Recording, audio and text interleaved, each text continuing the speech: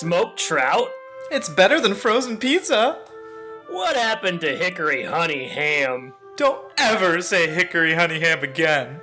Welcome to Home Podcast. My name is Adam. You all know my co-host Jordan. Merry Cranksmas. Ho, ho, ho. Before we get into things, I want to ask, where does this rank in your favorite John Grisham adaptations?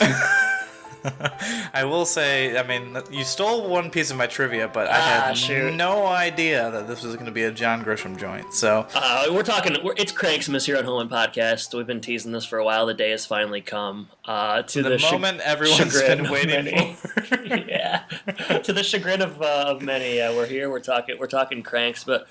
Jordan, we're recording this a little early. This will come out on, I'm deciding, Christmas Eve. Whoa! We're going to drop it a little early, a little holiday present for all you listeners. That's right. If everybody's got to make some travel on Christmas Day, just go ahead and download your favorite podcast for the road. Yeah, and then after you've downloaded Serial, download us. Do you think people still download Serial? I bet. Yeah, I bet. A little bit. Maybe not much. It's still, always in most popular on... Is it? Yeah. It's I know you're always looking for our podcast there, it's Serial, it's WTF with Mark Maron, and that's friggin' grunt work, usually. Did you see the email that we got that, monitors our listens or whatever from that service, and it said we dropped out of the top rankings in Austria? It is funny. Every once in a while, I will click on that, and we'll be ranked number 41 in Sweden. And I'm thinking, man, if I ever go to Sweden, they're gonna treat me like I'm a king. They're gonna love that Totally Tool Time episode. Oh yeah, they'd be the only ones. Yeah. Jordan, well, Merry Cranksmas, and Merry Cranksmas to all you listeners. And we're talking about a classic today. We've got a lot planned. You heard the holiday music layered in. Jordan, I don't know what you chose, but I hope it was kind of like electronic fart rock like they have in this.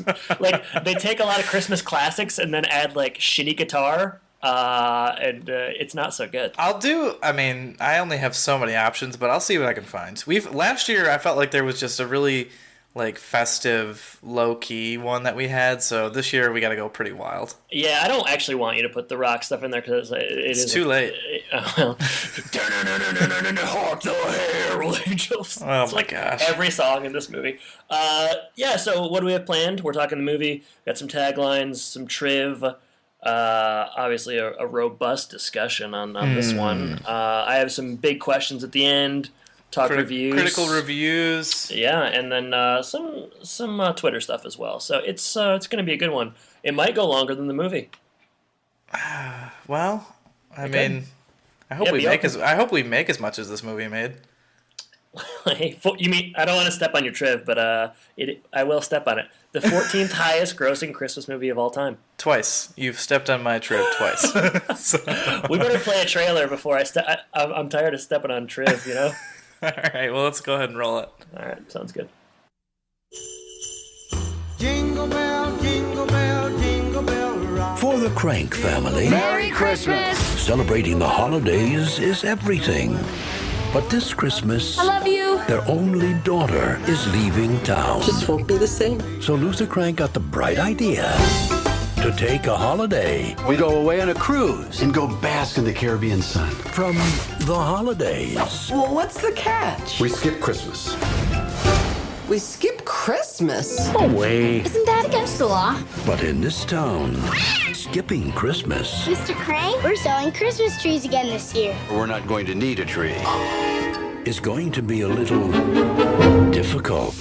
A lot of the neighbors are pretty upset.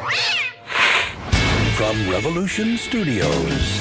Luther, your face. It's like it's frozen or something. I got a Botox injection today. Total facial movement return in a couple hours.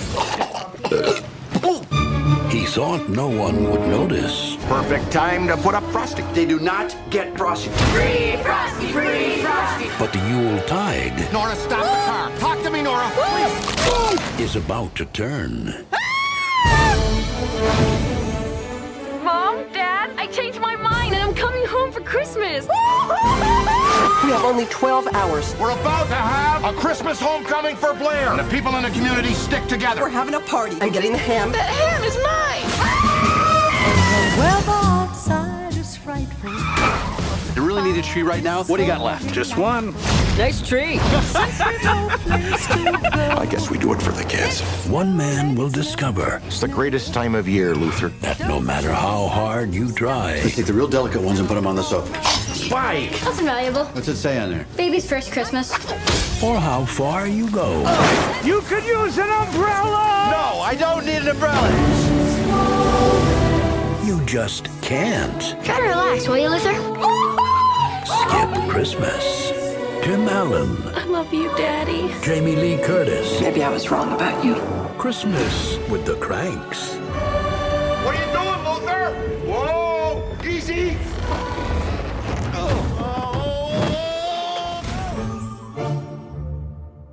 Adam, give me one word that you think when you after this trailer. One word. One word is hard. I don't know. Unfortunate, I guess.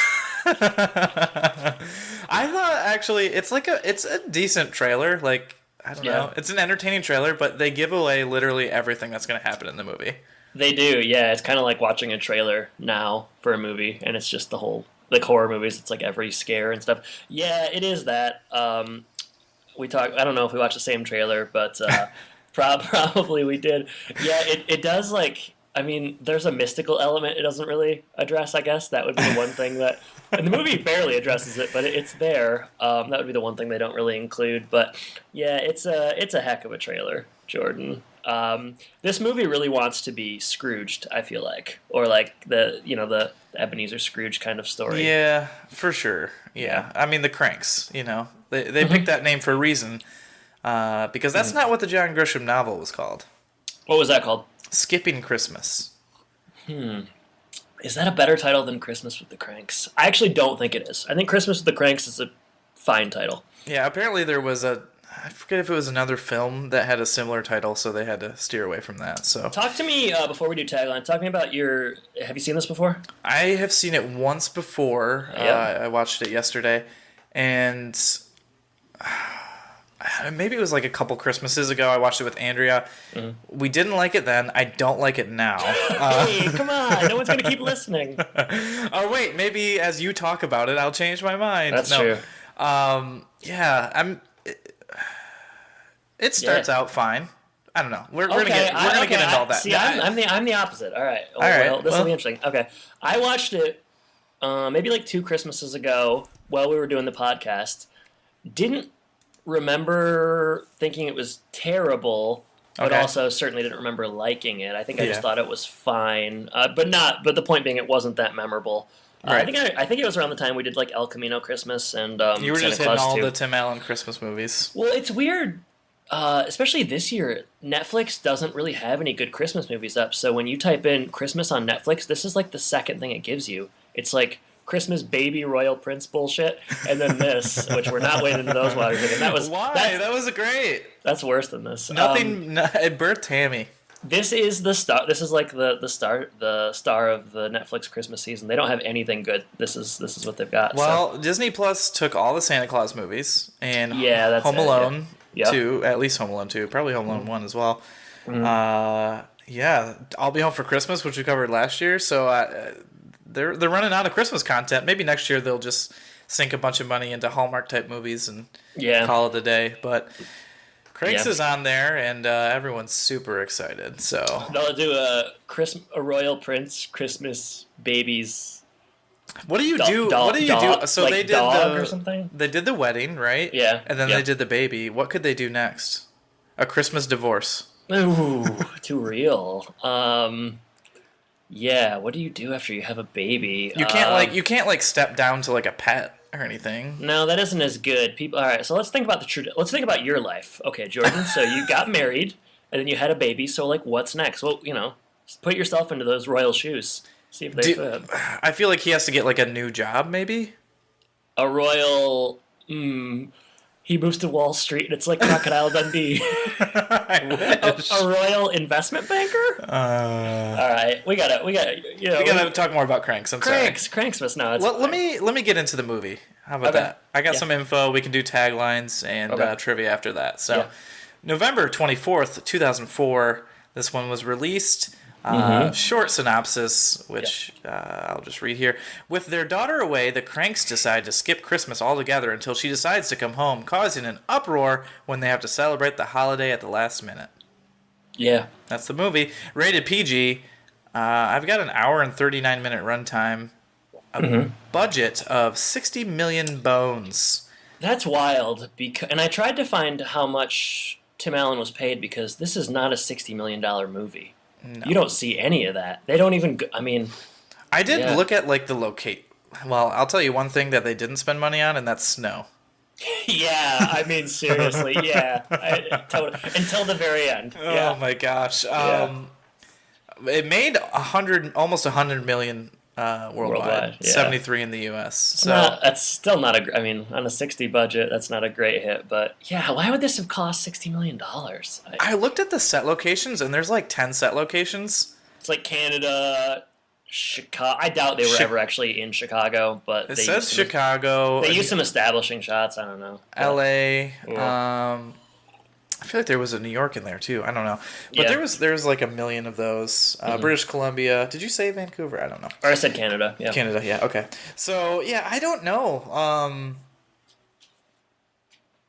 don't know where they spent all that money, but let's get into taglines. Dan Aykroyd's blues budget was probably pretty expensive. That accordion. At all times, they had to have blues like on the set as well. Yeah, they had to have. Blues Brothers, like those guys that when you go to like Florida or whatever, they have like fake Blues Brothers. They had to have those guys on standby for Aykroyd's amusement. That accordion was rare. Hefty retainer. Hefty. All right, taglines. I've got 2. No ho ho is the first one. Horrible. It's bad. Second one. Their Christmas will turn the town upside down. Also bad. I think I have 5 here, and 3 of them are better than. 4 of them are better than those. I have 4. I'm going to say your mileage may vary on mine. Okay. All right. Let's go back and forth. I will start, Jordan. Okay. All right. Let's. In the past, I think we've said the title and then kind of read it in a funny voice. You can emulate what I do. Okay. Christmas with the Kranks.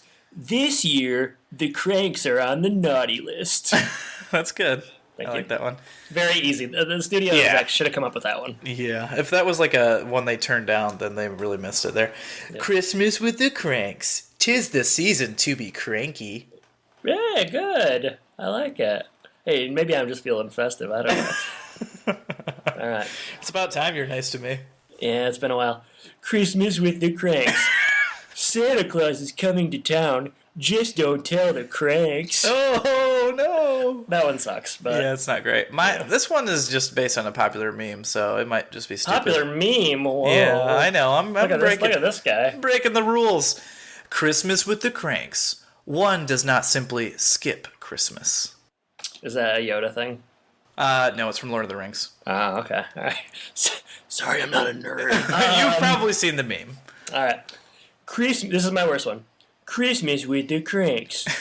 For the Kranks, Christmas is jingle hell. Jingle hell. That's what I felt like when I was watching this movie. Christmas with the Kranks. To find the spirit of Christmas, the Kranks are going to skip it. Okay. Yeah, a little wordy maybe, but yeah, this is just wait till my last one. My last 2 are pretty wordy. I gotta read these because I just came up with these. Oh. This one sucks, but it's maybe funny. All right. Christmas with the Kranks. All they want for Christmas is 2 front seats on a plane to the Caribbean.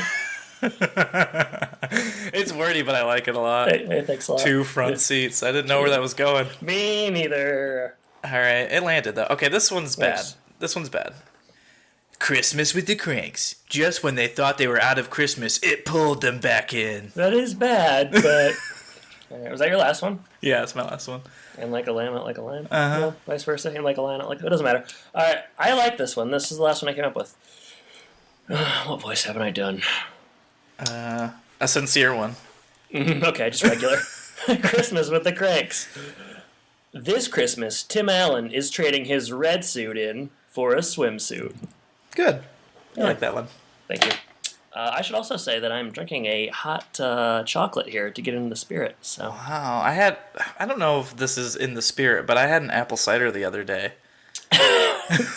cool. Anything else you've done like lately that you want to bring into this conversation? I mean, it was like yesterday, but it's Okay. that seemed festive to me. But I guess maybe a month too late for Thanksgiving. I don't know. Sometimes cider bleeds over, I think. I don't know what kind of cider you're drinking. Well, I'm having some right now. It's hard. Whoa. All right, trivia. Yes. If you go to the trivia page on IMDb, Oh, it's robust and it's full of crap. It's nonsense. There's some. It's like every single actor was almost in this movie. Well, at some point they're just messing with you. I don't know if you Yeah. noticed that. So, lots of hijinks going on this IMDb page, but there's some good ones. So I'm gonna start with this one's great just because we also covered this movie. Mm-hmm. There's an ongoing feud between Tim Allen and the neighbor's white Parisian cat, Muffles. Muffles? Is that the name? In this film. Tim Allen also had a run-in with his girlfriend's white Persian cat, Coco, in an earlier film, Jungle to Jungle. It's like how he said JTT has that stipulation where he has to like Go in a locker? get someone out of a locker or vice versa. Tim Allen has a thing with like white cats. And he has to go... He likes doing that, yeah. Do I like it? I don't know, maybe. We talked about John Grisham and skipping Christmas. The confusion was another Christmas-themed film called Surviving Christmas. Yeah, is that like Danny DeVito? I don't know, but it was a 2004 film as well, so it was released around the same time, which is probably the biggest problem. Yeah. Second to last trivia that I wrote down because there's a million there.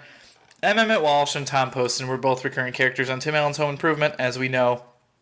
And they're in this film. And this is Tom Poston's last film.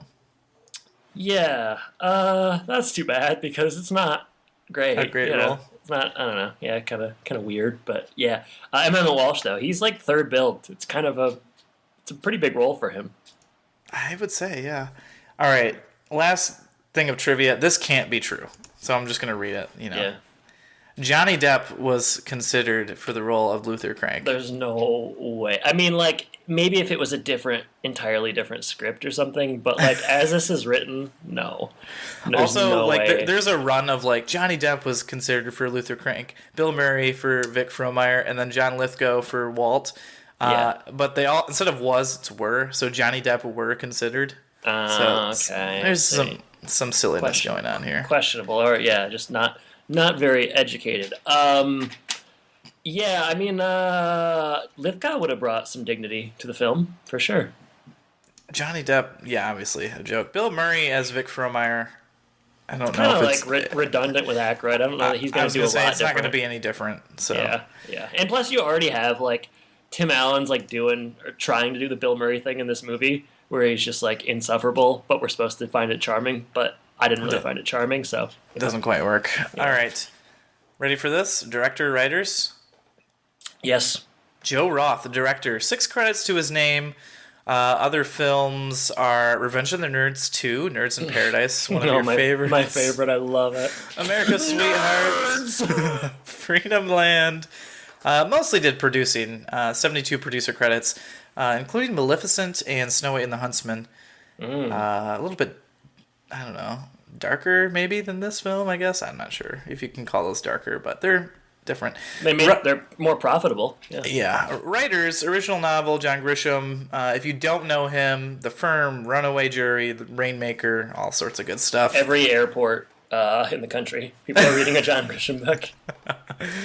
I've read a couple myself. I don't think I've actually read any of those, though.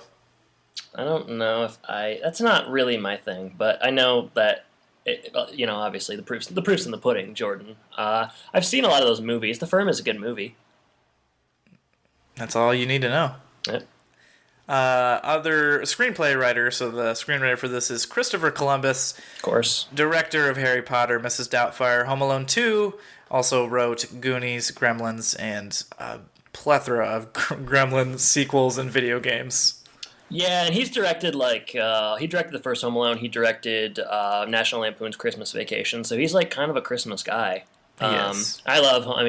Anybody that's listening to this knows how much I love Home Alone, but couldn't quite save it. There is some Home Alone touches in this a little bit, but not lacks kind of the charm. I don't think the kid from Malcolm in the Middle is a real good Macaulay Culkin stand-in. Spike, yeah, I think it's the hair, honestly. Yeah, I don't know where to start. Is that all you got? That's all I got. What do you have? You have anything? No, I kind of spoiled mine earlier. Right. That's fine. Yeah, I don't think so. We can actually get into the film now. I told you earlier, but I have 4 pages of notes, so. I guess you got a lot to say. I guess I don't know. It's hard. It's hard taking notes watching a movie. Well, and we. In We'll the just jump past, around. yeah, in the past we haven't done this like we do the episodes of Home Improvement. Otherwise, we'd be here for 5 hours, maybe. Hey, fine by me. Well, not fine by me. How about that? Merry Cranks, Miss Jordan. No, or no. You know, this is the only time I'm going to bring this up, Jordan. But you know, missing the gift exchange. This is the only time I'm going to bring it up. I thought you might bring that up. Yeah. You know what I did for you last night? What'd you do? I designed a Lions Just Recovered the Fumble logo to put on a shirt for you. Hey, and you're going to buy me the shirt, or you're just going to show me the shirt? Depends on how nice you are to me. Oh, okay. I won't be naughty, but I will be nice. Guilt. That's how you get what you want, I guess. That's how I got this hot chocolate. Okay. we don't need the story about that. Yeah, it's fine. All right, let's hop into this. I can start. Let's just do this. Let's just thing. Jump around. All right, so I mentioned I've watched this before. Didn't remember this. You get the resolution like production logo coming in the film, and it's Frozen. That's how you know you're watching a Christmas movie. What? Yeah, did you catch that? I didn't. That's why you're with me, my friend. All right, so we start. You know with what I did catch? What? First scene is they're in an airport, right? I have the couples in bed. Oh, you're right. Couples in bed first. They do the airport eventually, but yeah, go ahead with the couples in bed. There's a couple in bed. Go ahead, airport time. Jamie Lee Curtis and Tim Allen, Kranks, Luther and Nora. They've been up all night, or at least for a while. They don't look very happy. They look disheveled and upset and a bit disturbed. Luther is a jerk. Nora is it's weird. A pushover? Agoraphobic? I mean, like, I don't really know. It's a weird character, and it's really weird. It's Jamie Lee Curtis, who is like much, much, much better than this role would allow her to be. She's like, I think she's playing like I think she thinks she's playing like a 1950s housewife type, but it comes across as she's like kind of reclusive and just sort of strange. I don't know if you felt that way. Strange, yeah. I don't know about reclusive because it seems like she's, we're going to get more into the Kranks and their Christmas traditions, but she loves throwing parties and all this kind of stuff. So I wouldn't say. So they say, but in this film, I don't know. Yeah, I guess they have to spend much of it in hiding because of their great sin choices. But, so all right, they're at the airport. Jordan, you're going to say you noticed something. So, well, they're saying goodbye to their daughter. Their daughter is going to South America for a few months. Peace Corps mission. She's about 23. And so they have 23 years of celebrating Christmas at home. Mm-hmm. Only child, so that's the only one they got. So they're Jamie Lee Curtis here is very upset. She's very emotional. She's gonna miss her daughter. Tim is just like very cold. Luther, very cold. There's no "I love you" that he says back to his daughter. There's like no emotion on his face at all, and it's very striking in contrast with her emotion. They make the big mistake in this movie where like. They make so if they're going off of like the blueprint of like cranky guy eventually learns the error of his ways, like they make Luther way too unlikable, and then it takes way too long. Like this, like minute 85 of a 90-minute movie before he like finally is like, oh man, something clicks. Yeah, and it's just like he's really bad.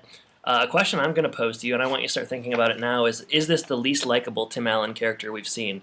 Don't answer now, but think about it. Because I think it's right up there. I mean, like, he's really bad throughout the whole movie. Like, it's pretty rough. Not much to hold on to. At the end, we'll list all of the bad things he did in this film. Yes, sure, yeah.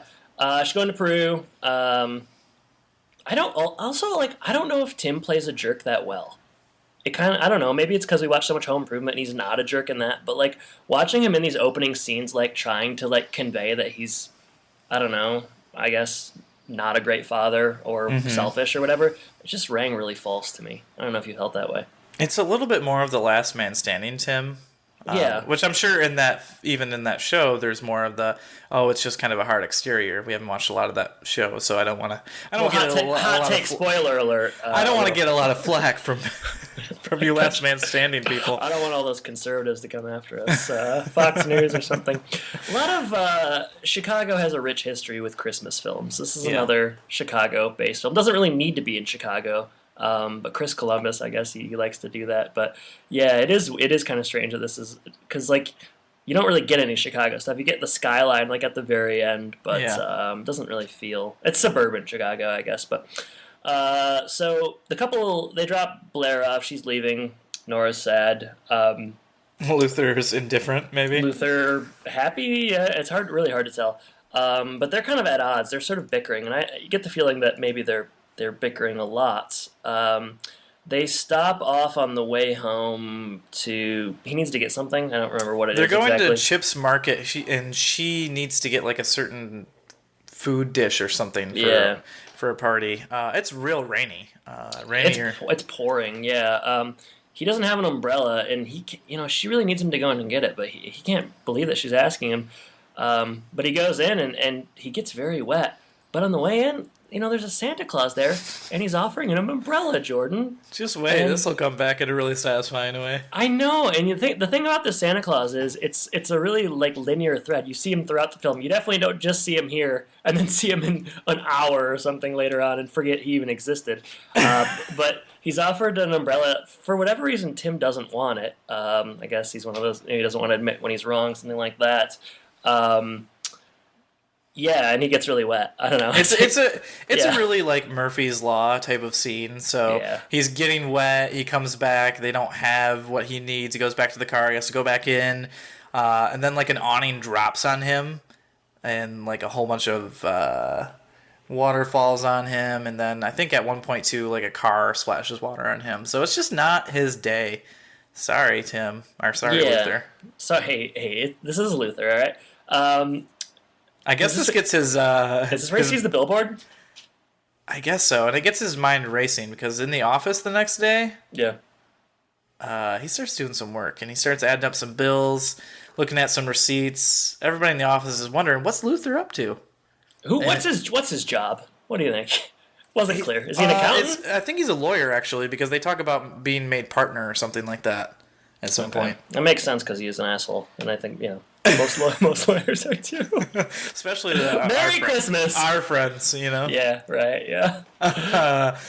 Yeah, so they spent $6,000 on a Christmas party last year. They have this big old shindig every year. That's a big party. That's a big party. I don't blame him for not wanting to have the Christmas party again. It's pretty wild. $6,000 a year. And I don't think she's working, so that's, it's coming out of Luther's pocket. It sure is. At the dinner table the next day... This is a wild scene. So they're just kind of like awkwardly sitting at the table, just the two of them, Luther and Nora. Yeah. And so stupid. Luther You're looks laughing. Did you think it was funny? It's just really weird. Did you get any laughs here? Any laughs out of this movie? Like Jamie Lee Curtis here is like just silly, straight silly. Well, she's all horned up. She is. So Luther like gives her a smile and a glance and says like, "Just wait here. I'm gonna go get something."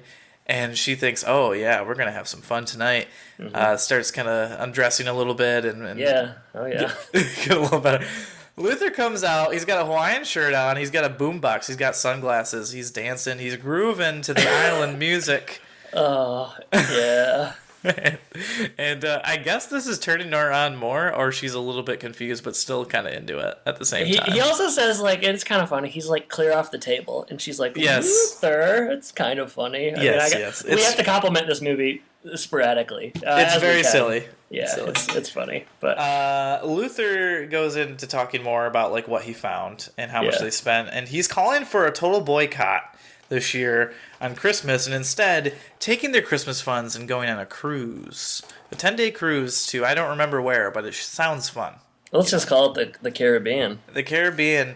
But Luther, like I said, total boycott. So even though they're going to be saving $3,000, it's not going anywhere but their pockets. Not even You know what? I don't think Luther is. This is a bad idea. But the daughter's going away. You don't want to have the Christmas party. You want to try something different. I think it's fine.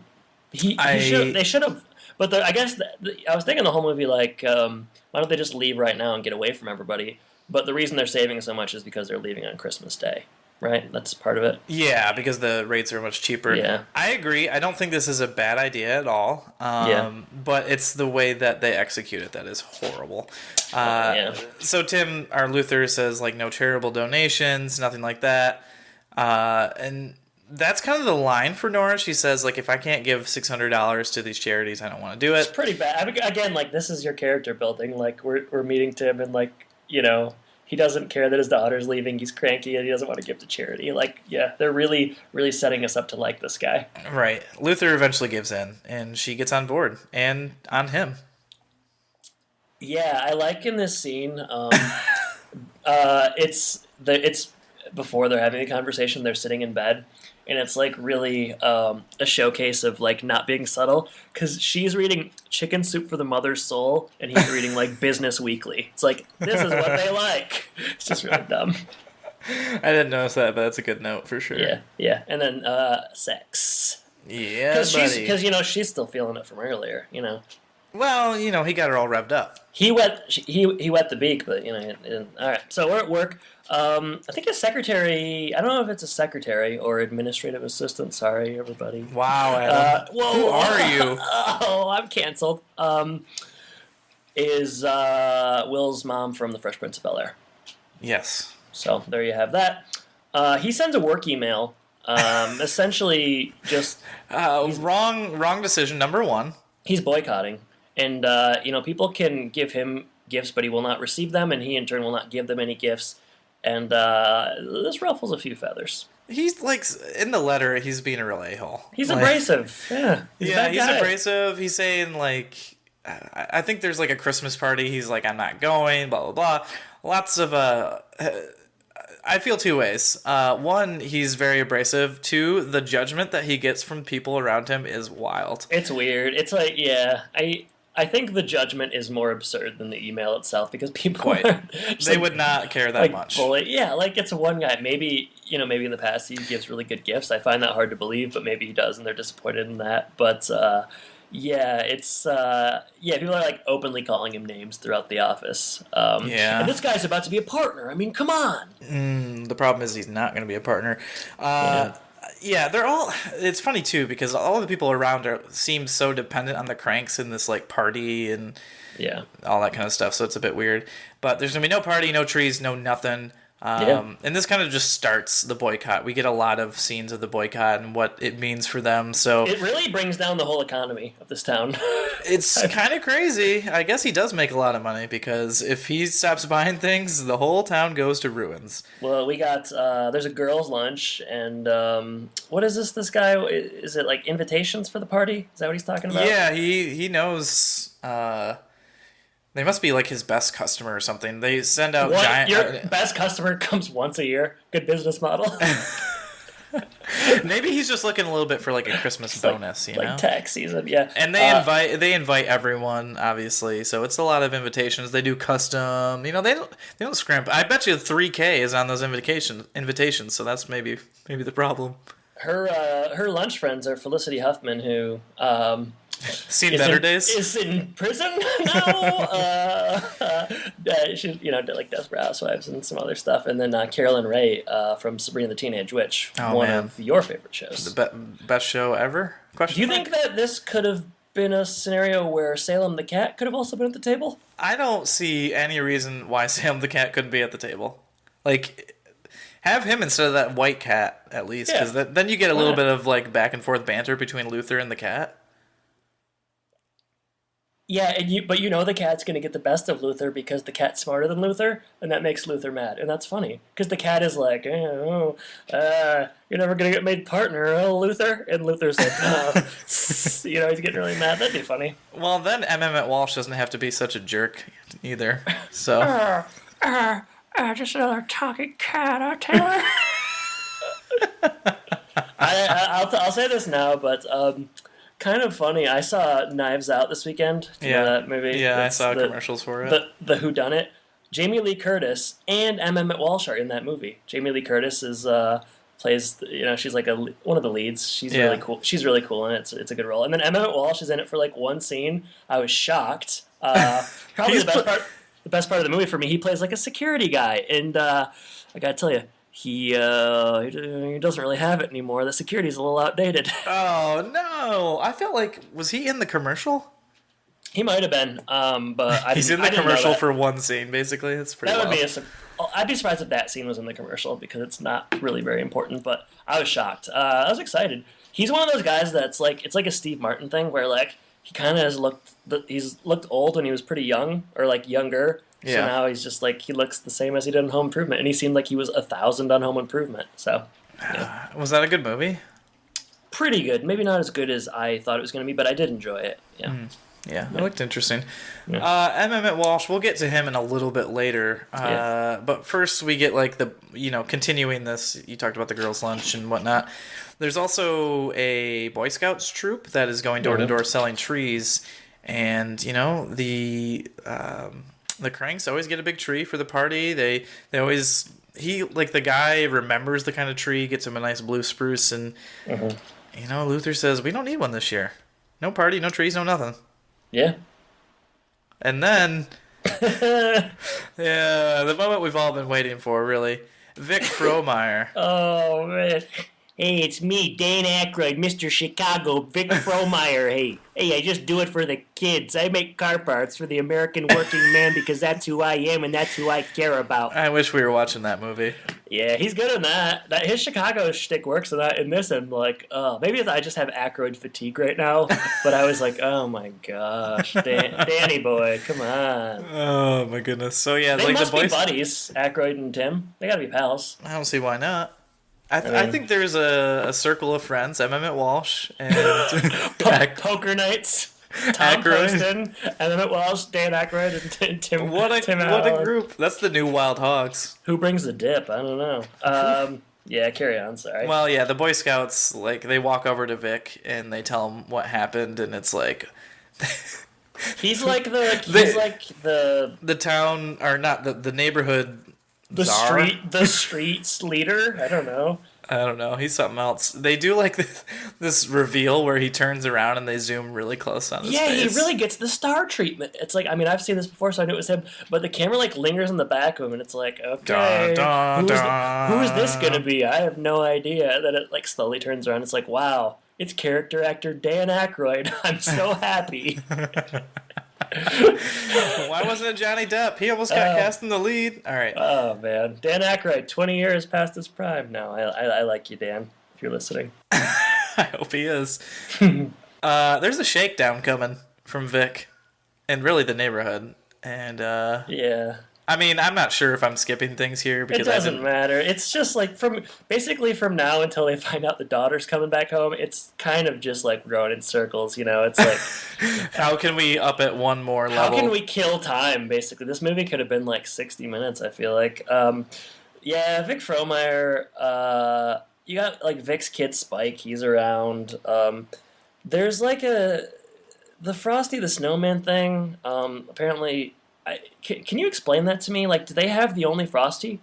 It seems like a lot of people have Frosties. So why is their Frosty such a big deal? Because it's like free Frosty and Tim won't put up get Frosty it out. or else. I don't really know. Sorry, but Luther won't get it out. Yeah, the problem is here, like they are basically like hounding Nora in the house, and she is playing that character, like you said, that's like scared of people. She's like a housewife who's been beaten, sort of. She's really cowering and stuff. It's sort of unfortunate. Well, you know what? With Vic Frohmeyer, I'd be a little scared myself. He's got like a mob with him. This is a little bit like Monsters Are Due on Maple Street, a little bit, Oh man, mob again, mentality. I wish we were watching that too. Can you imagine Dan Aykroyd? The Monsters Are Due on Maple Street. Oh man! All right, all subtlety gone. Yeah. What are you doing in the basement, Vic? Working on your radios? Trying to communicate with somebody? All right. Sorry, damn it. Darn it. I'm losing it. Luther. Why did you say darn it after that? I don't know. I'm going to bleep it out now. It's Christmas. I don't want to swear too much. Damn it, darn it, shoot, crap. He steps on Emma Walsh's cat. You know, it gets adversarial. But one thing to note here is he likes Emma Walsh's wife. There's a pretty good relationship there. She seems to have cancer or something along those lines. And there's, it's a good relationship. But Emma Walsh and Tim Luther do not get along. And he calls him old man a lot. Mm-hmm. Which annoyed me and also annoys Luther. Because, Emma Walsh is like 9,000 and Tim Allen's like, 50 in this movie. I don't know why it bothers him so much, though. You didn't find it annoying? No, who cares? I don't know. Maybe you had to be there. You know might what? be in this situation a couple of years with your neighborhood. People already called me old man. I think, it's one of those things that would have been endearing if they were friends. But as you said, they are definitely adversaries. Like, Emmett Walsh, and I guess his name's Walt in this film. Walt and Luther are the worst of enemies. The worst. Yeah. I don't know what happened, really, in this neighborhood. Or, like, there's not really a lot of exploration into that past. But you know what? They're the worst of enemies. And what could bring them together? I just don't know. Maybe we'll find out. You're calling for a prequel movie. Find out what happened. The more Kranks, the better. Cranksmas : New Beginnings or something. Christmas Eve with the Kranks. That's pretty good. Aykroyd's demanding Frosty. Dewey from Malcolm in the Middle is his son Spike. Blah blah blah blah. Nora, Aykroyd. Vic Frohmeyer. He's like peeking into the windows. It's very strange. This would she's be ducking and yelling. I'd be it's putting weird. my house up for sale if I lived in this neighborhood. This neighborhood sounds like a nightmare. It doesn't seem like they enjoy... I guess she enjoys Christmas and sort of like the people around them, but he doesn't seem like he enjoys any of it, so it's a wonder how they've lasted so long there. It is a miracle. I just feel like how do you like rebuild these relationships after what happened here? I just don't. Well, I don't know. I guess we're gonna find out. I don't know that I find it believable. Back at work for Luther, he's really getting the business there too. So people are like addressing him like Scrooge and Bah Humbug. Yeah. And as we said, he didn't do himself any favors with that memo. But come on, people, really? Yeah, I know. Just act professional, will you? I tell you what, if he's in charge of one of these people, they're getting fired. They're getting canned. Did we mention the bikini he brings home? No, we did not. Okay, he brings home a bikini for her and like a Speedo for him. And we might be in different parts, but there is probably the best laugh I got in this movie is they're like at an Irish restaurant or whatever in a mall. We find out and they're gonna go tanning with the bikinis, but like Tim is going down the escalator and he like burps and he says something like, "Why did I get tacos from an Irish place? Won't do that fish again." tacos, yeah, fish tacos. Yeah, I don't know. I thought that was funny. I don't know. Not bad. Hey, you take it where you can get it in this film. I mean, I laughed. I'm just saying, I have to. There was only like 3 laughs, so I have to note them. I can't believe the amount of fake snow, the lack of fake snow in this movie. I wrote that here. It just was really getting to me at this point. Yeah, I mean, especially outside, it's like they make it seem like it snowed a lot, and then it's like 90, and now it's just only like in the corners and stuff. They didn't really put a lot of effort into it. That will really age well in like 50 years when climate change has rendered Chicago as a summer heat wave all the time. It'll become it'll become a Christmas classic. The tanning in the mall. This is weird. This is really padding. I'm gonna let you take this. Oh, thank you so much. Yeah. The person who is behind the desk at the tanning salon is how do I say this? I'm not sure. She's just like she's bronze. She's tanned herself bronze. I would say yes, and it looks very fake and very scary. Yeah. She's also just kind of like a jerk, so I guess her and Luther should get along pretty well, but they don't. They just rub each other the wrong way. Yeah. But they go back and do the tanning salon. There's a point where like somebody sees Jamie Lee Curtis to push the scene along, but it's very weird. It's weird. It's like sort of her like bikini scene is like sort of gratuitous in a weird way. I mean, like we're really lingering on her for a long time. I guess you're getting it where you can to Christmas with the Kranks. Yeah, was the guy that walked in like challenged in some It kind of seemed a way. like it, didn't it? They didn't linger on it, but Hard I to don't know. know. Hard to know from a Yeah. 1-second clip, but I got the same impression. So I didn't like it either way. Yeah. So like she like hurts herself and like runs out to the front, and she's still in her bikini. And then we find out that Tom Poston, in his last role, what a dignified ending, is her minister, and he shows Father up. and sees her. Sabrisky.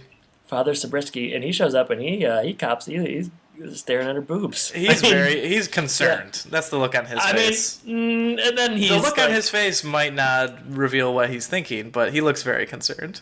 Yeah, I think he stares a little longer than he needs to. But when Tim comes out, everyone stares a little longer than they need to. Yeah, Tim in the Speedo, very, very brown. Yeah, and, we're here. Christmas the Kranks. I mean, this is like, it's, what did I write here? Older, 10 years older, maybe 30. I don't know. I was thinking there. This is like 30 minutes in, and I'm already starting to like pause and find out how much time's left, which is never a good sign, you know? I'm just going to tell you, I started to multitask for the rest of this film. I mean, it's like... Since I had seen it once before, I was like, I think I remember how this goes, and Yeah, I don't really want to pay attention that much. Yeah, it's incredibly, like, grueling. Yeah, all right, we're back home. Hey, they make the front page. Oh my gosh, it's so stupid. It's like, is it their streets newspaper? Or is it like the local newspaper? It must be the local town newspaper, because I hope their street doesn't have one. Also, how'd they get that picture? The minister take it? Father Zabriskie has one in his. He has a camera in his eyes. Took it for his private stash, I think. Right? That sounds about right. Back home, cops show up. They're collecting for, I don't know, monthly calendar, and it's Cheech of Cheech and Chong and Jake Busey, Gary Busey's son. Yep. Yeah. I don't know what else you want me. They don't donate, and you know what? Yeah. The cops really make it an issue when they're in trouble. Yeah, it really prevents them from doing their job. Questioning lots of things about these people in this town now. Yeah. Professionalism, all sorts of stuff. Frosty, blah, blah, blah. They end up hiding in the basement. Yeah. Yeah, there's like carolers that are coming around as well. What it is, and so I think Vic from our six them on the house. They're like, oh, they could really use a dose of Christmas spirit. And every house in the block is, decked to the nines with all sorts of festive stuff.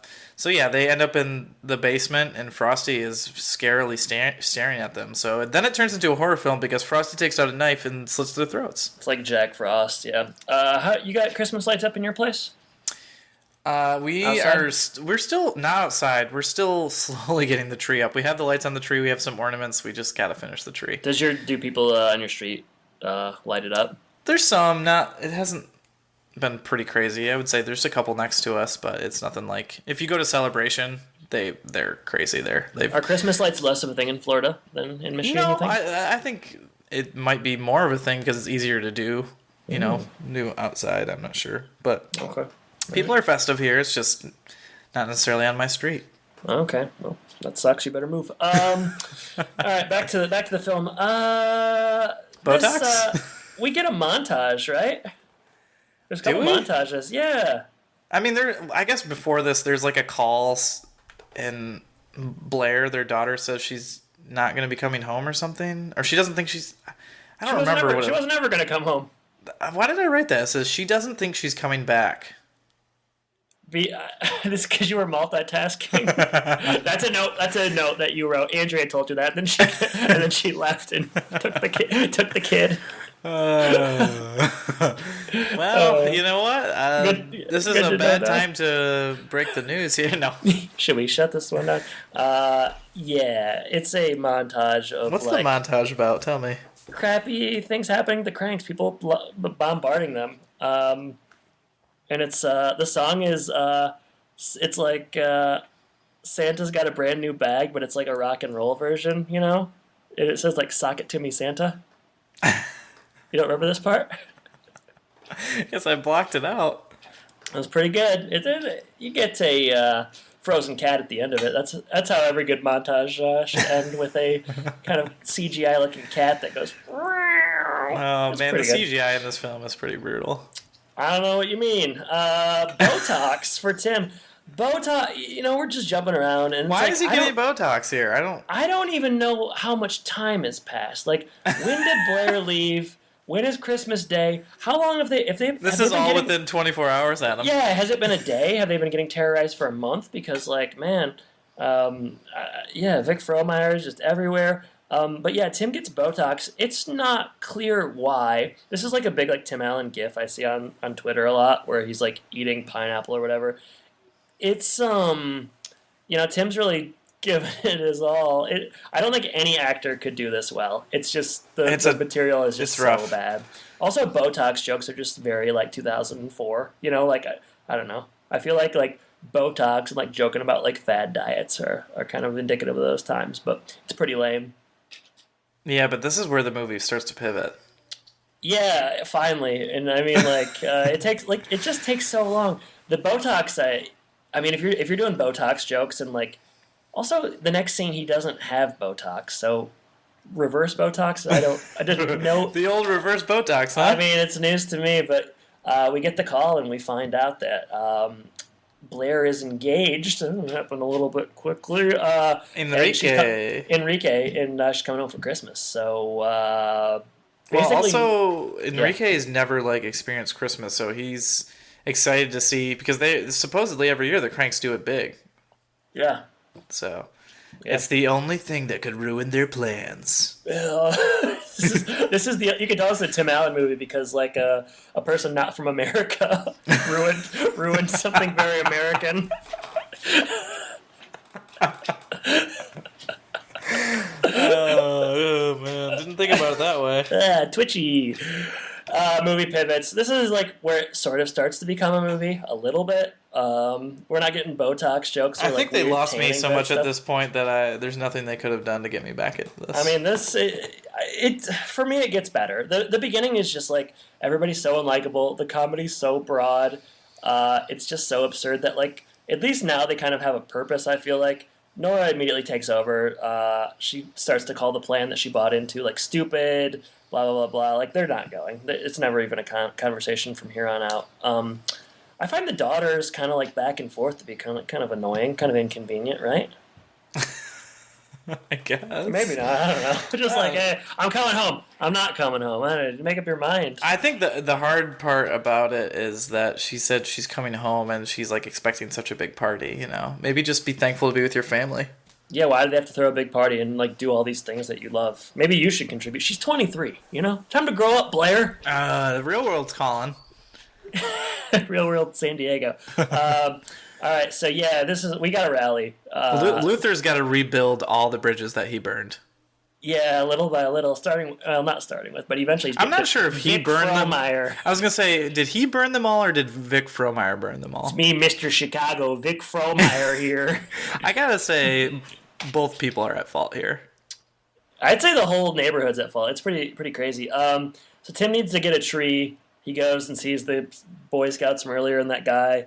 And there's only a crappy one left, and he gets ripped off bad. It's like $75. Oh man! I mean, also, I do kind of wonder throughout this movie. This is another question for the end. What is the message? Like, what's the takeaway? Because like, Tim's crappy to everybody, and like they rally, and then like he tries to come back around here, and then like they're just crappy in return.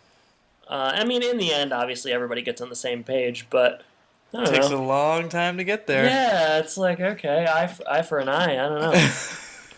Hey, it's not necessarily heartwarming, but well, who cares? It's a Christmas film. Huh? That's why should it be? Yeah, I mean, that's not what you're here for. Jordan, why don't you talk to me about the neighborhood leaving, or the neighbor leaving and Tim borrowing the tree? I mean, what do you want to know? Like, so basically, we've got a crappy tree here because the Scouts ripped him off, and he's like, I can't put this up in the house. So. Has he not seen a Charlie Brown Christmas? Come on. It's just not going to work. This is not how Nora would envision it. And Enrique would be just enraged, I imagine, Yeah, for He'd sure. immediately break off the engagement with Blair, and everyone would be sad. So, he goes over to a friend who is apparently leaving. I don't know if it's like Christmas Eve or something to go see family. And the only neighbor who he's on good terms with in the rest of the neighborhood. So I guess that's good. And he's like, hey. That guy seems cool. He does seem cool. He's like, hey, can I come in, use your tree, I'll put it back, blah, blah, blah. And he's like, fine, whatever. So he gets the key, and now he just has to come back later and get the tree. So that's how that works. I don't know if they immediately do that scene right there, because I seem to have written down... Oh, yeah, they do go get the tree now, because... somehow Spike gets roped into this. I forget what happens, but he's like running. Spike's been like legitimately like calling them and like hanging up at night and stuff, and like just really really harassing them. It's serious business. Spike's also kind of a tech guru. We find out later on in the movie. Well, he's young, Kids know how to use that young techie stuff, right? That's my least favorite archetype. Is like the kid that can like do anything because he knows about technology. I hate that. It's a trope, that's for sure. Yeah. So Spike and Tim go into this house, and they're like trying to get the tree out, and they're supposed to be very careful, and they start like breaking ornaments. Spike breaks ornaments. Yeah. And then funny. He breaks the baby's first Christmas. He's like, this isn't important. I mean, it's not bad. It's Spike. Yeah, it's Spike humor, of course. Yeah. Bad news for Luther and Spike. They got some real nosy neighbors, and they're spying. The neighborhood watch is on, I should say. Yeah. And they're like, Luther's lost it. He's going into that. I guess they think he's turned into the Grinch at this point. He's like stealing people's presents and trees and stuff. Yeah. And they call the cops. The cops come and arrest him. And, these are the same cops that he...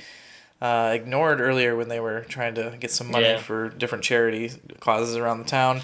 Spike comes to his defense and kind of gets him out of trouble, so thank goodness, somebody saved him there.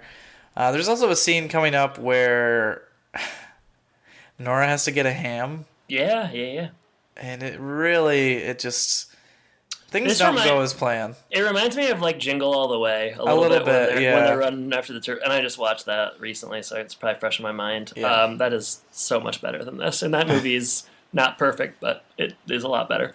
They're like racing. Because Blair loves a honey baked ham. Ham a Christmas thing, I guess. Yeah. Okay. And I never. That's where it ends.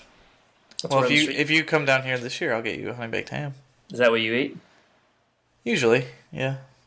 What do? You just cook it, cut it up, little ham slices. Well, usually I'll buy the honey baked ham from the honey baked ham store. So is that there's a specific store for that?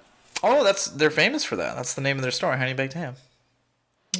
There's so much I have to teach you about ham. Yes, hammy. But yeah, then you just put it in the oven. You're good to go. Just warm it up a little bit. Okay, cool. All right, well, she's not getting it. She might get fish or something, because she ends up not getting this. She doesn't get that ham, but then she goes to the checkout line, and there's a young family that has it. She writes a fat check. It says, start saving for your kid's college fund. Things are adding up fast. This is going to be more expensive than the cruise. It's going to be a $60,000 Christmas party. But also, Jordan, we get a friend that we saw earlier. I don't know if we know it's... Are we supposed to know it's the same guy or no? No, okay. Because I was confused. Really? Oh, I was about to say you'd have to be an idiot to not know it's the same guy, but I take that back because you, sir, are not an idiot. Okay, well, it's a guy who seems to know a lot about her. He calls her by her name, asks about Blair, and so on. She doesn't remember him. And she ends up inviting him to the Christmas party, which just shows how big the budget is. She's inviting people she doesn't even know. But he's happy to come, and he's an affable, kind of cheery guy. So I think his name is Marty. He's affable, cheery, but he's also a little strange. Yeah, but you know what? He's harmless. That's how they always start. If you saw this, you're trying to tell me if this happened to you at a grocery store, you would invite this guy over? All right, Grinch.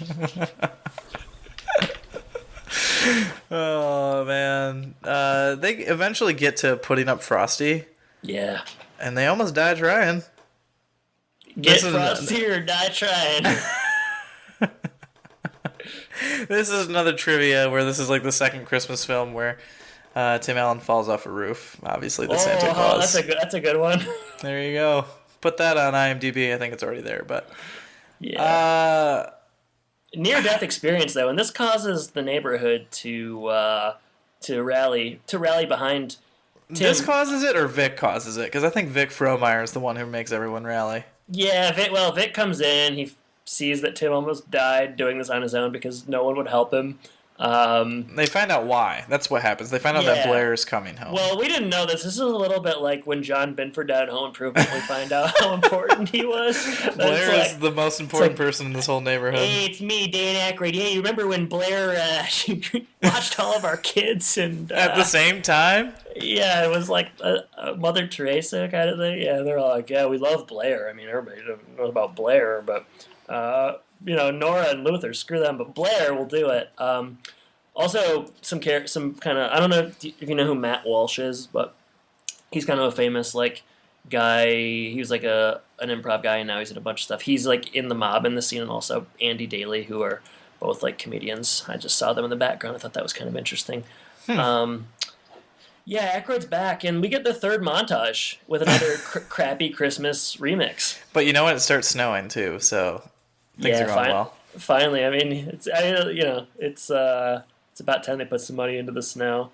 Yeah, the montage. As far as I'm concerned, this could have been just a montage movie. Those are the only parts I enjoy because no one's talking. You know, would have been shorter. Yeah, that's for sure. They got a stall though. Yeah, but before that though, there's like a scene during the montage, or I don't know, maybe after, where like Aykroyd, it's like cutting back and forth, and it's like Tim Allen and Dan Aykroyd are like each kind of doing like various kinds of prop comedy. Like Tim is like, I don't even know what he's holding, but like it lingers on him for a long time, and he's like trying to figure something out. But then it cuts to Dan Aykroyd, and he's like also like trying to do something. I wish I would have written better notes, but it's very much like a back and forth kind of prop comedy fiesta between these two, very gurus of comedy, dignified comedic actors. And it's and I was thinking here, it seems like these guys wouldn't like each other behind the scenes, but they must be buddies, because why else would Aykroyd be in this? But yeah, it's You like prop comedy? I do. Yeah. I guess I just didn't like anything that happened in this movie. Okay. Yeah, you seem to be more sour on it than I was, but we'll talk about it soon. Another pretty decent joke here. Okay, so they send the cops. Vic threatens the cops to go pick up Blair and Enrique. Vic really pulls the strings. He's like an old Chicago mobster. Like, he just has connections. He's like, well, maybe I'll call the chief. Do I gotta call the chief? Yeah. Hey, do I gotta call the chief, Bears? Oh, man. And then they, so at this point, is this when they're at the airport now, when they're, trying to pick up Blair? Yeah, they're holding up the sign, and the the sign for Enrique is N and then Reeky. Enrique. I kind of laughed at that. I gotta be honest. I don't know where it stands on the spectrum of anything, but I kind of laughed. And it's Gary Busey's kid, so you got to throw him a laugh every now and then. With a dad like that, yeah, he needs. Yeah, I mean, he needs a win. He's in this movie, so so it's like stalling. You got the clever kid Spike at home, like talking on the walkie-talkies, bossing these cops around. He's broken into their comm. I love it. Cheech, it's Cheech, right? Is that Chong? It's Cheech. Yeah. He's like, hey, what did I tell you about breaking in on the comm? And so I guess Spike, I guess he does this all the time. Yeah. I want to know what he's doing other times. You don't want to know? He's getting into adult conversations with older women, learning a little bit. All right. The deal is stall Blair, because the party's not ready. We're trying to put things together. So Spike relays the message, and he drives very slow. Cheech drives very slow, and then all of a sudden they hear glass breaking. Yeah. So they gotta go investigate. Yeah. I don't even really know how to explain what's going to happen with this thread through the rest of the movie, but at this point, a criminal is thrown up against the...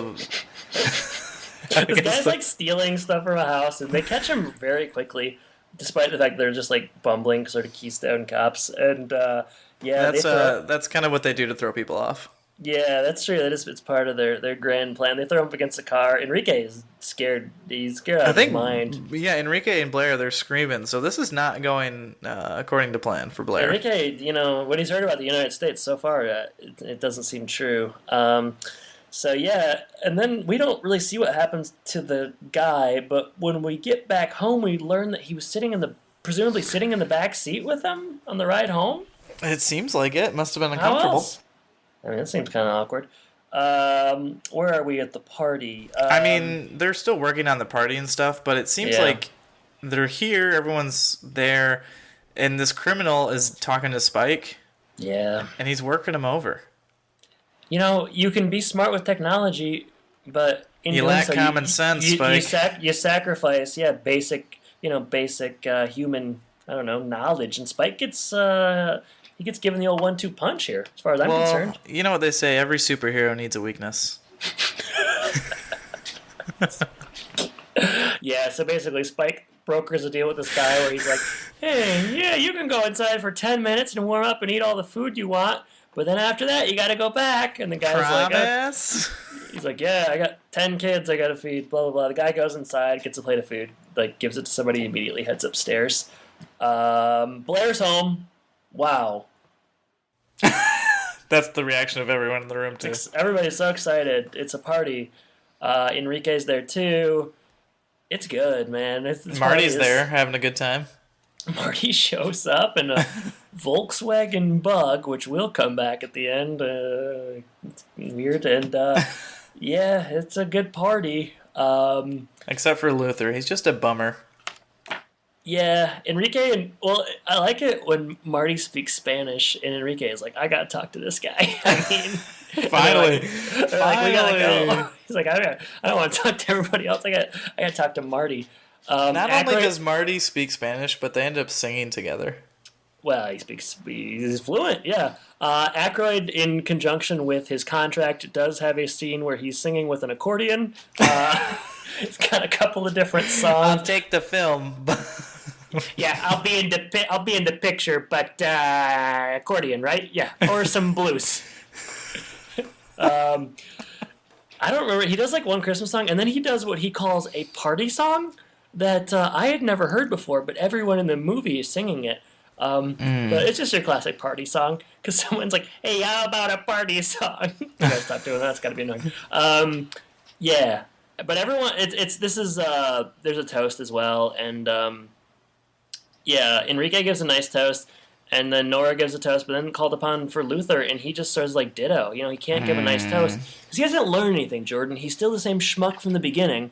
He's a bummer. Is this Dinner with the Schmucks? Is this where this comes from? That's also really a bad movie. I don't know. I've only seen that once. I was pretty disappointed. I thought that was going to be good, and it was. Yeah, everybody thought Paul Rudd and Steve Carell was let down. They fight. Nora and Luther's fight about the toast, and they don't really seem like a very happy couple, just in general. I mean, Nora's like, you're basically a Grinch, like you have been the whole time. I don't understand what's wrong with you. And Luther's still kind of fixated on the trip. Yeah, he's got to give up on that. Yeah. And you know what? He's going to. Yeah. What happens? Well, Luther, you know what? He decides, who do I hate the most? He looks out the window, and I don't know that this movie's weird because people drop in and drop out. Aykroyd singing his quote unquote party song is the last thing with Aykroyd. He's not in any of the stuff at the end. It's sort of weird because he's I don't know, one of the bigger people in this movie, but that's it for Aykroyd. And then you got Emmett Walsh who's in some stuff earlier, and then you don't see until now. It's just kind of felt like they only had people for a couple days or something. Yeah, something like that. And yeah. That's why they filled in the background of that mob with a couple of those comedians. Or that's why they had those really good scenes with the tanning and the what you would call it there. Yeah, but not liposuction. Botox. Yeah. This movie is 93 minutes. It could be 40. But all right, so he looks across and he sees. I don't know if it's said or not, but they can't come to the party, Emmett Walsh and his wife, because she's not well enough. And well, I think it does talk about too how the cancer came back earlier in the film. Okay, yeah. So obviously very sad. They have an extra honey bake ham, so Tim takes it over there as kind of a peace offering because he feels bad that they're alone and can't join. And this is... Are we playing clips or no? Do you want to play a clip? I want to save one for the fantastical end. No, we can play a clip here. All right, let's play a clip of some of this conversation. It's gonna... I mean... And also, just as you listen to this, think about... This is Tim talking to the Colonel. I mean, man. Wow, all of the history between these two actors. History. Yeah, and it all kind of culminates here. It's really satisfying.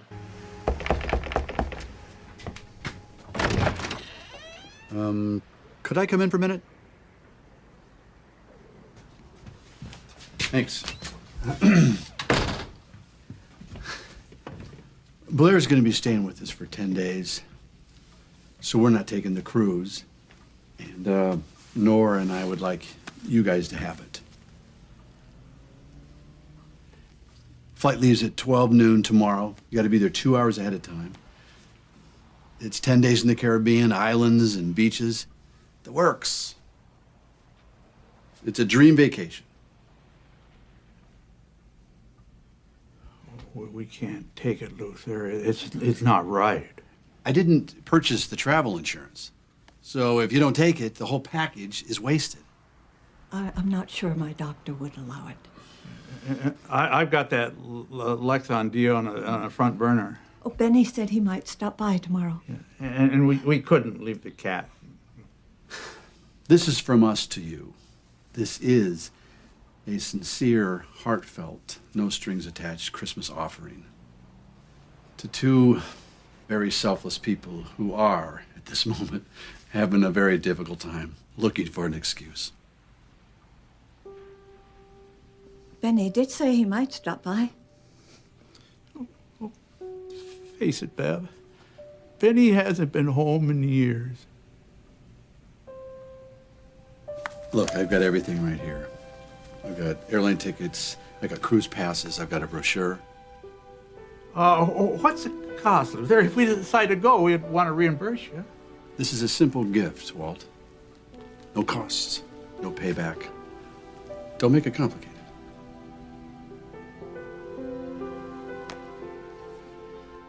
Our names aren't on the tickets. I know, I'll take care of that. What about the cat? Yeah, that's a problem. Too late to call the kennel. We can't just leave him. We could ask Jude Becker. She's allergic. I'll take the cat. What? Are you sure? Yeah. Look. Yeah, look at that. Look at that. See? Maybe if you don't step on him so often. Yeah. It'll be fine. Thank you so much. Merry Christmas. Well, I should get back to my party.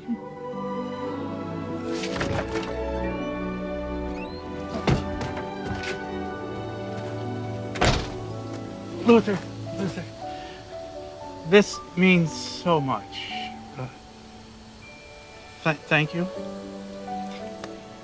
You're welcome. Hey, does this mean we have to start being nice to each other? Of course not. Good. But I still don't like you that much, old man. Well, that's good. I'm not that fond of you either.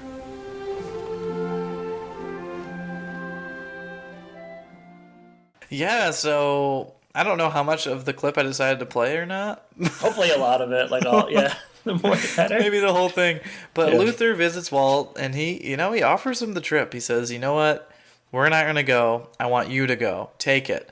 And there's some arguing, and he eventually does take it, and he says, you know what? They're starting to make excuses, but he's like, I'll even take the cat. And if Luther's willing to do that, I think he finally learned something. What do you think?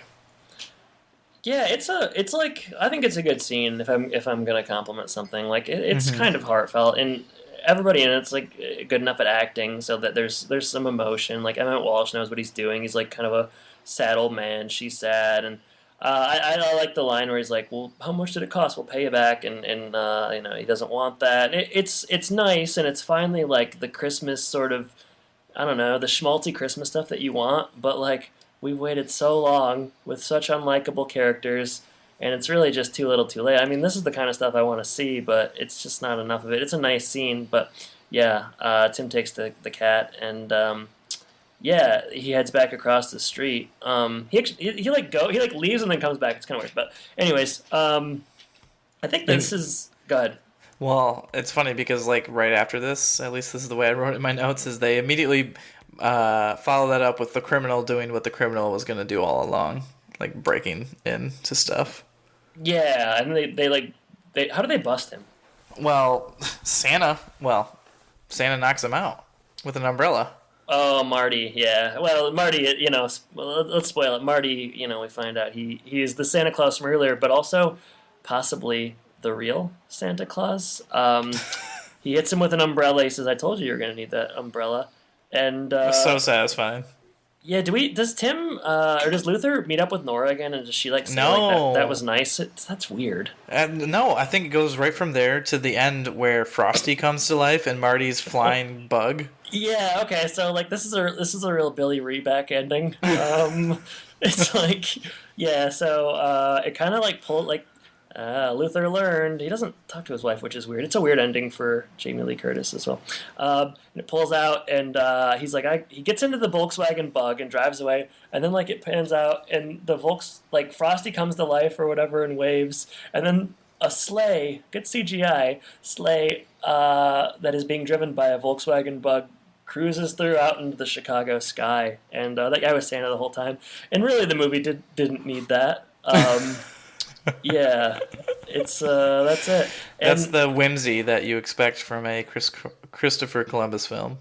I wrote sequel setup. What would I have meant there? You want a sequel with Marty, the Santa guy? No, I must have seen something where I thought, there's going to be a sequel.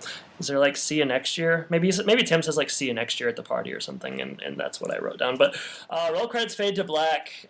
Christmas with the Kranks. Oh, it's a doozy, Jordan. We did it. Can I tell you something I kind of wish would have happened in this film? Somebody dies or something? Luther just croaks. No, so we talk about how Luther's just unlikable at all. I wish there was a scene somewhere early on where he kind of breaks his hard outer shell and just talks about how he's basically hiding all of his emotions because he's really upset that his only daughter is leaving. Yeah, that would have made sense. Instead, it's just this guy just sucks for no reason. He's a jerk and throws a Christmas party every year? Yeah. I mean, there was a lot of missing scenes here for sure, and just character development. I wonder if the characters are this unlikable, or if Luther is this unlikable, and Vic in the John Grisham novel. But are we going to do that in the Home and Podcast Book Club? It's entirely possible that we won't. Do you want to do highs and lows, or do you want me to jump into my questions? Let's do highs and lows, I guess. Right? All right. Jordan, highs and lows. Castle's Corner. Castle's Corner. Highs. I do like that one scene where Nora gets all horned up. I think that was really funny for me. Okay. It was just silly enough at the right time before we find out how unlikable Luther is, and so that's pretty funny. Yeah, I mean the scene at the end is touching, but I think you hit the nail on the head when you said it's too little, too late. It just kind of comes off as trite at this point in the film. Yeah. It's just this is the thing they wanted to end the movie with, and then they kind of immediately get rid of, they move on to this criminal breaking in and all this other stuff It's abrupt. It's really abrupt too. To tie up that Marty Santa thread that was left dangling. Everybody's favorite thread. I honestly, other than that, I don't know that I really like a lot in this film at all. So, I hate this neighborhood. Yeah. It's awful. It's terrible. I realize that they come together and support him, but they're just awful to them throughout the movie. And sure, Tim or Luther kind of asked for it, but I don't know. They obviously go over the line with demanding Frosty and really trying to just get in these people's faces. So it's pretty rough. Yeah, I mean I don't like anything really else in this film. So Okay. All right. Highs.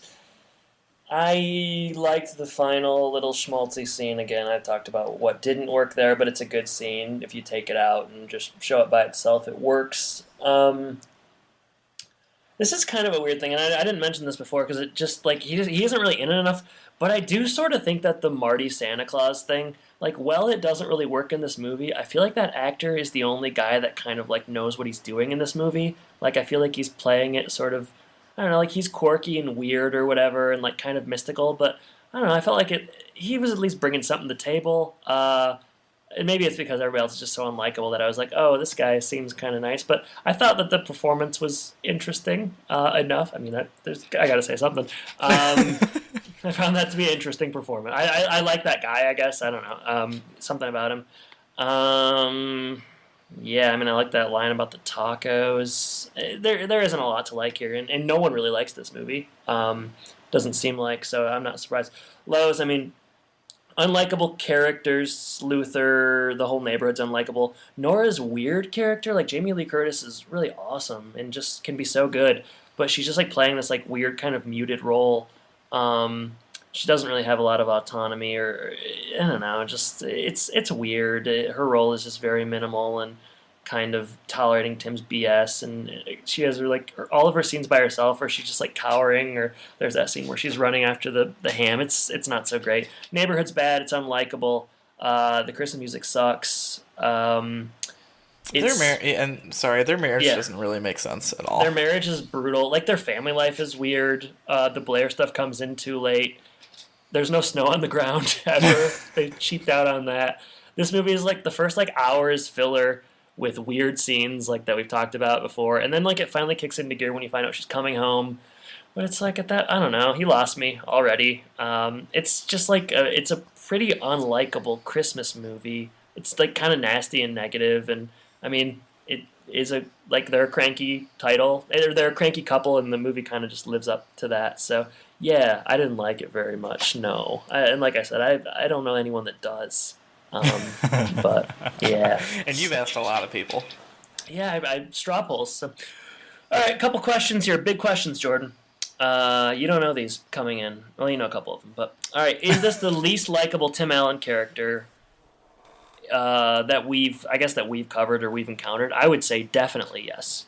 Yeah, I don't even really think there's a comparison, honestly. I mean, he's a jerk. He starts out being a jerk in every movie he's in, but this one is, I think, the worst. Right? I mean, yeah, he's kind of a jerk at the start of For Richer or Poorer, like him and... yeah. What's her name? But Kirstie Alley. Yeah, Kirstie Alley. But, I mean, by the end of that, he's obviously done different things. But, yeah, he's likable for 0.1% of this movie, and so that just doesn't do it. Okay. All right. Why does Santa use a Volkswagen and not a sleigh? Better gas mileage. Okay. I really didn't understand that.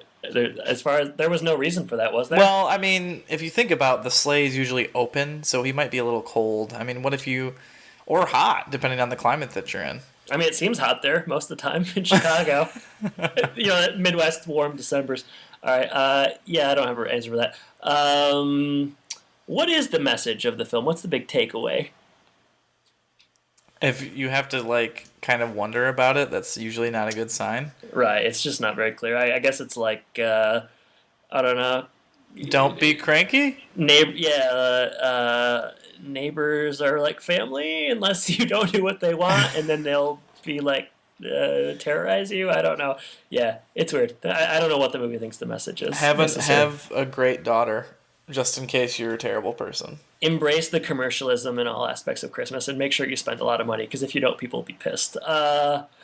What else we got? It is kind of funny that they want to spend part of this Christmas just kind of for them, and yeah, honestly, part of it is them kind of being upset that their daughter's gone because they've had her in the house for 23 years or whatever, and the whole town is like, nah, Christmas is actually about us.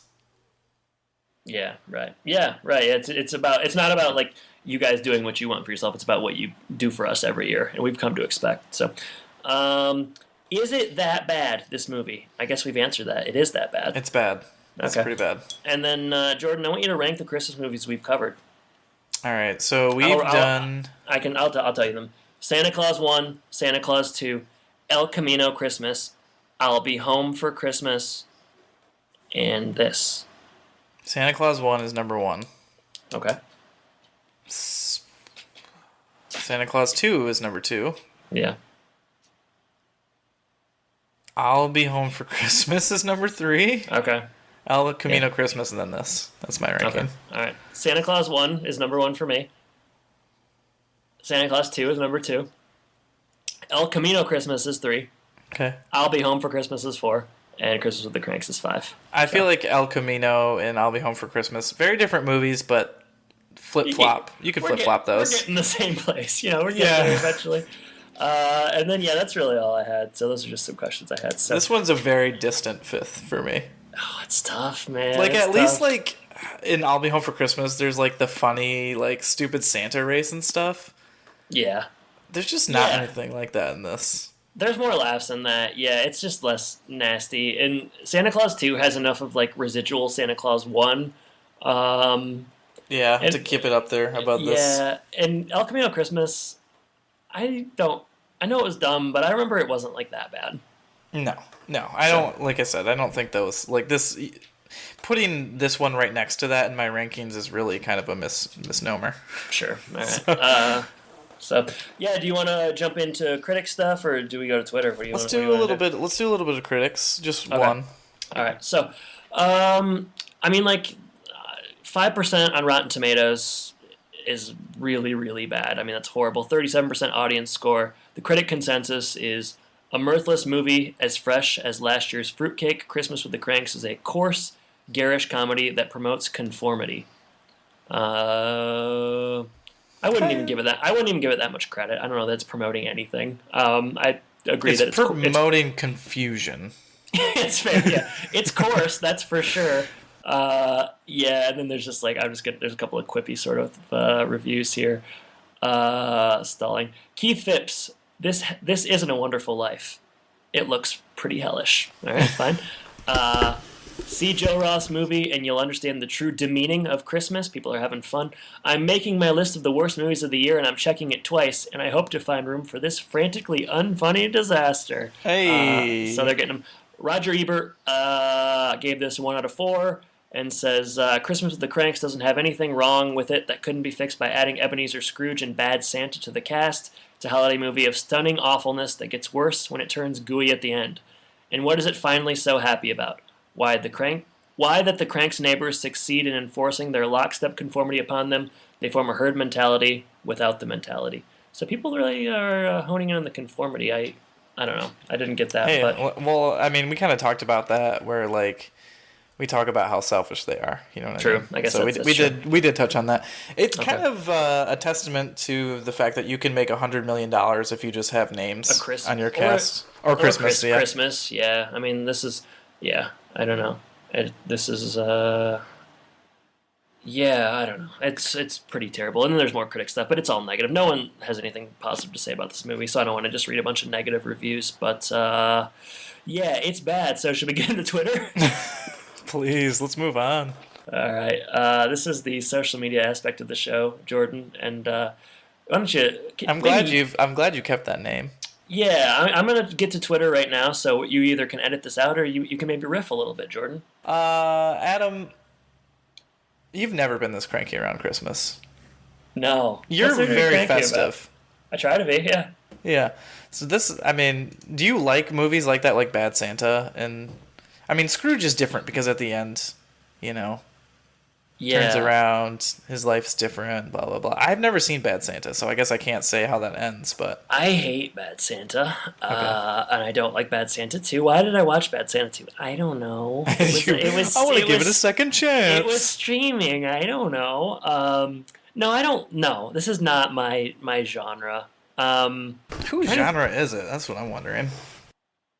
Well, Bad Santa is like pretty raunchy, so people just like raunchy, gross stuff. I guess this isn't that. Scrooge with Bill Murray is probably the only example of something like this that I would enjoy. and that's mostly just because like Bill Murray's good in it, and yeah, and that's just like the Ebenezer Scrooge story, which is kind of fun to watch. And yeah, I don't know, that movie doesn't posit that like Bill Murray is like cool or like a hero, and it kind of, I don't know, does some work to make him a real person, whereas this one doesn't. But no, this is not a good genre. Jordan, poll: which bad Christmas movie is best? 31 total votes. 19% said I'll Be Home for Christmas. 35% said Christmas with the Kranks. And 45% said the Santa Claus 2.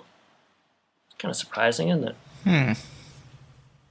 It is a little surprising. Those are terrible choices.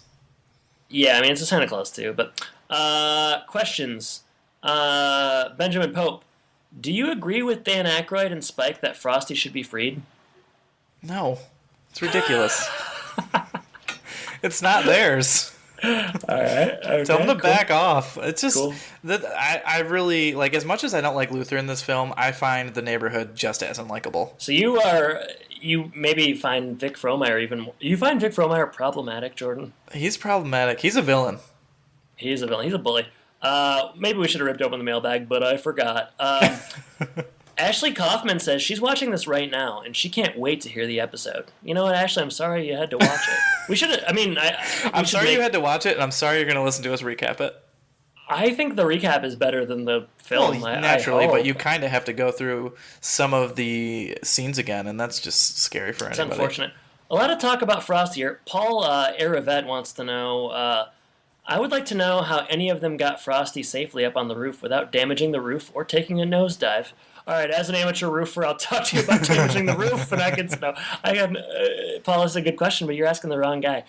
Tim does take a nosedive, so I mean, as far as the rest of them, Vic Frohmeyer, he's probably got some good equipment to go up there and do it. He seems like he's... If he doesn't, he can probably call on like the fire department to get their ladder up there or something because he knows their boss or whoever, you know. What do you think Vic Frohmeyer's like profession is? He's a mobster. Okay, do you really think that? No, I don't. I wouldn't be shocked. I need a real answer. I think he runs like a successful plumbing business. Well, he can go down the drain as far as I'm concerned. Whoa, okay, you're not even going to indulge that. All right. Here's a question that we got since we started recording, and this is there's some dirty words in it, but I'm reading it as is because we're going. Is this blue. from my mom? Yeah, your mom said some dirty words. All right, this is Lil Dauber. Lil Dauber. Does she like this movie? Your mom? I don't even know if she's ever seen it. Well, you better find out. I'm not going to. Jerry, you better erase him. Could I be any more crank? All right. Has it been discussed or maybe highlighted that every character Tim Allen plays is upper middle class or bordering on fucking wealthy aside from El Camino Christmas? We haven't ever really talked about it, but it's true. I mean, how do you characterize Buzz Lightyear as a toy? Is he rich? Rich with love. I mean, like, it is fun. Like, Santa Claus takes place in, like, Chicago suburbs. He's rich in that one. Jungle to Jungle as well. Jungle to Jungle, rich. Richer, poorer, rich. This, pretty rich, right? I mean, like... Oh, yeah, this one, he's throwing a $6,000 That's Christmas true. party. That's true. I would not do that. Trying to think what other movies there are. What was he doing in... Big Trouble, he was like a journalist. I don't know that he was particularly rich in that, but... No. Shaggy Dog, is he rich? What about Wild Hogs? I mean, all those guys are like going on a motorcycle trip. They can like stop their jobs to go on a motorcycle trip. So, there's some kind of autonomy there. Sure. Yeah. A little bit. Galaxy Quest, he's an a actor. movie star. He's rich in that.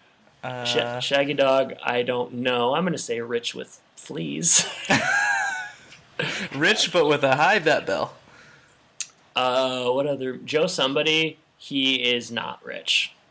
Yeah, I've never seen that. I don't know really. It's great. It's great. We got to talk about it sometime. I mean, I don't. Yeah, the point being, this is solid. Yeah, I hadn't really ever considered that. Why is that? Well, I think it's because in El Camino Christmas. Yeah, you're right. Definitely, it's because that's who they're trying to appeal to. is like those kind of people, I would assume, right? They're his audience. Yeah, right. It's like, well, I don't know. Is his audience more like blue collar? I guess his audience is just like, I don't know, baby boomer white dudes that live in the suburbs. So, yeah. Like us. Baby boomer white dudes. I don't live in the suburbs anymore, Jordan. I'm in the city. What else? Okay, last thing I want to talk about. There's like I tweeted a Crank thing, and then like there's like a Nora Crank on Twitter parody account. Yeah, what a very small niche. That's what I said. It's one of the most obscure parody accounts I've ever seen. 326 followers, and she like is active. She's been active every Christmas for 5 years, and she only come out around Christmas. Yep, and that makes me happy. Find people that are tweeting about it, and then she'll like tweet things. She does some polls, and one thing I want to highlight is kind of gross, but I'll bring it up. Sure. One guy tweeted at Nora Crank that he wants a clip of the priest looking at her bikini body, and she said, "That's one Frosty that won't be freed." So Merry Christmas, everybody. The things that Twitter bestows on the world. Good we can all be online together. What a magical place. It's fun. So that's it. You know, people. Nobody likes this movie. It sucks, but I'm glad we can talk about it. Sure. Is Santa Claus 3 going to be worse? Oh no, Martin Short's in that, right? I love him. Martin Short could have been in this movie too. He's available. If the Tooth Fairy is in that movie, we're in good hands. Oh, that's not so hot, is it? You mean The Rock, the Tooth Fairy, that movie? Yeah, it'll be interesting to kind of rank this one against that. I have a feeling it's going to be slightly better somehow. It's gotta be. It can't be worse. What could be worse than this? Nothing. What could be worse than this? Well, Jordan, did we make it longer than the movie? We got an hour and a half here. We're close. That's pretty good. That's what I was hoping for. Well, Jordan, in closing, let's end on a more chipper note. This is coming out on December 24th. Talk to me about what's something nice we can say about Christmas. So many nice things about Christmas traditions. What are you gonna do on the 24th? Yeah, 24th, 25th. What are you gonna be doing? Well, so 24th this year, we're going to be going to my in-laws' house and having a Christmas Eve dinner there. I think lasagna is on the menu, and opening some presents for Olivia. Wait, is this a Garfield Christmas or something? I asked for only Garfield-themed presents for me, so it'll be nice. So that's why the lasagna is there. It's like all authentic Garfield. Oh, perfect. That's my album, my next album, all authentic Garfield. Odie's Revenge. Oh, there it is, yeah. So yeah, we're going to be doing that, and then I think we'll be going to Christmas Eve service at church. Christmas morning, we're going to be doing it here for the first time in this new homestead dwelling. What are those words you like to use? Big words that mean home. Yeah, those are both good. Yep. Okay. We're going to be doing it here. That'll be nice. It'll be one of the ones that the first Christmas, Olivia doesn't really know what's going on. This one, she'll be into stuff, opening stuff. And then later that day, we fly out. And we're going to Michigan. We're going to go see the family. And we're having, the day after Christmas, we're doing it with our family in Michigan. So that'll be nice to see the fam and the nephews and all that good stuff. So very cool, Jordan. And then I got a wedding a couple days after that. So busy times for you. Wow. Yeah. What are you doing this Christmas season? This Christmas, I'll give you my heart. Oh, finally. I've been asking for it. Very near. Not going up to Michigan, unfortunately, because we were just there. My parents are going to come down, I think, the 20th, so we'll do stuff with them. 24th, we are going down to Kirsten's parents down in Illinois, and we'll spend the night with one of them. Come back up the 25th, and I think maybe her brother will come visit afterwards, and then just kind of hanging out. So not as much travel this year for Christmas, which is good because I feel like I'm always running around a lot. Yeah, that's not a bad thing for sure. Yeah, it's not a bad thing because I've done a lot of that. So this year, my parents are coming to me, and then we'll go down there. And beyond that, other Christmassy kind of things. Yesterday we went to Disney Springs, and they have like this trail of Christmas trees that are all like movie themed. So there's a Lion King cool. tree and Very cool. Mary Poppins tree and stuff like that. So it was cool, but there was also like a million people. Yeah, that's tough. I know And next week. Yeah. It Next fakes weekend. it fake snows too. So jeez. Oh man, we hate fake snow. Yeah. After this movie, I do. That's brutal. Yeah, next weekend we're going to like Miller Brewery does like a Christmas light show Okay. in their complex. So I haven't ever been to the Miller Brewing complex or done the tour, so I'm looking forward to that. We are downloading. No, we are I'm illegally downloading. We're volunteering at the Down Syndrome Association of Milwaukee's Christmas Aw. party next weekend. Second year we've done that. That was fun last year, so looking forward to that. And yeah, I mean there'll be other things that pop up, and Sure. Looking forward to. Been watching some movies, some better movies than this. Jingle All the Way. We'll watch White Christmas at some points, and Home Alones, and so on. So Have you yeah. watched Christmas with Connecticut yet? No, what's that? It It's one of sounds a those- little too much like this. Is that the Karn one? No, it's in like an older film. Also, Guess Who's Coming to Dinner with Monty Woolley? We've talked about that before. That's a Christmas classic. Okay, wow. Yeah, leave it to you to pull out some of the older ones. Oldies but goodies. Yeah, Bishop's Wife, Cary Grant. That's oh, good as man. well. You love Cary Grant. I do. He's probably like my favorite actor. He's your guy. He's my dude. He's one of your guys. Well, Don't get me started on Bachelor and Bobby Soxer. Oh man, me neither. I watched that for you. What movies have you watched for me this year? Anything? No. Christmas with the Cranks. Man, maybe. Well, Jordan, it's been a pleasure talking to you. Only you could make the Cranks tolerable. Yeah, together we can watch anything and make it fun. So yeah. And listeners, thank you for listening. Merry Christmas. And Merry Christmas, and I guess I should say Happy Holidays, and take care. Take care, everybody.